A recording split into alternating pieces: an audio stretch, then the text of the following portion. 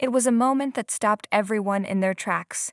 During a recent episode of BBC's Antiques Roadshow, filmed at the magnificent Tredegar House in Wales, an expert was profoundly touched by a guest's heartfelt story.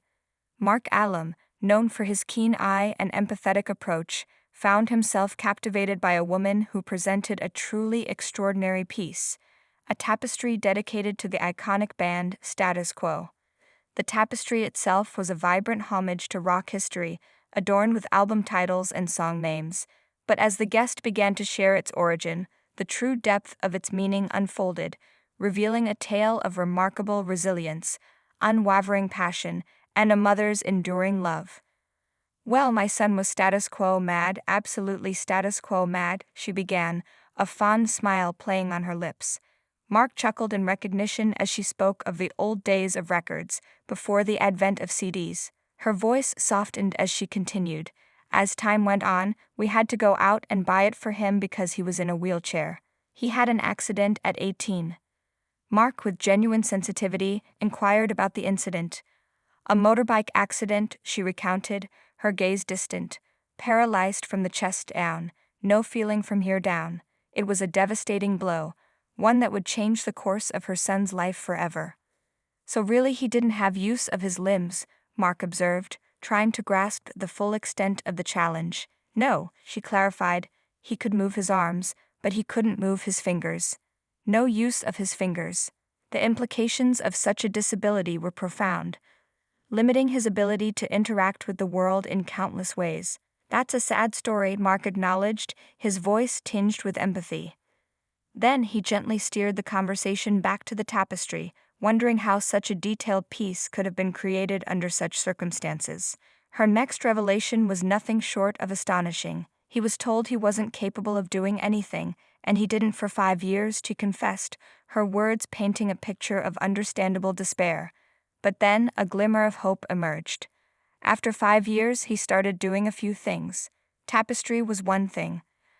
Imagine the scene she described. "Every time we walked through my kitchen, the wheelchair was at my kitchen table.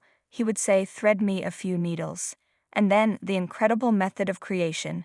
He used his teeth to push it through the tapestry.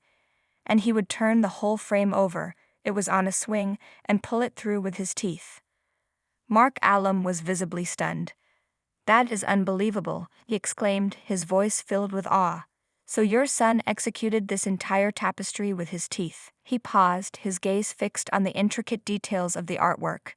"I mean, obviously I can see it lists all the albums, song titles, and it's quite clearly dated. I think what would be fantastic would be if Status Quo got to know about this as well. I think they would be absolutely massively impressed by the devotion of a fan who went to this kind of trouble." The conversation, however, took an even more poignant turn.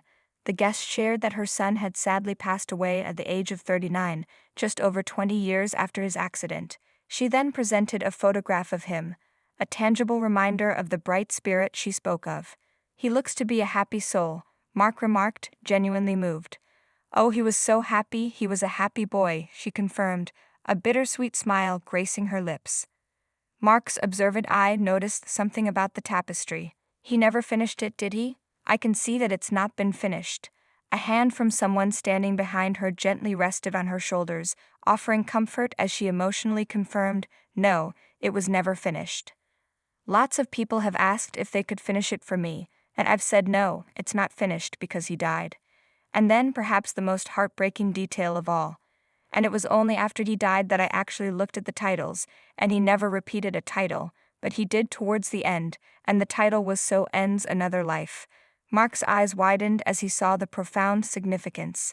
"And I can see that final line at the bottom," he said, his voice barely a whisper. "Yes," she added, "so he knew." As she revealed her son's name, Colin Thomas Booth, Mark Allam was visibly overcome with emotion. His voice cracked as he spoke.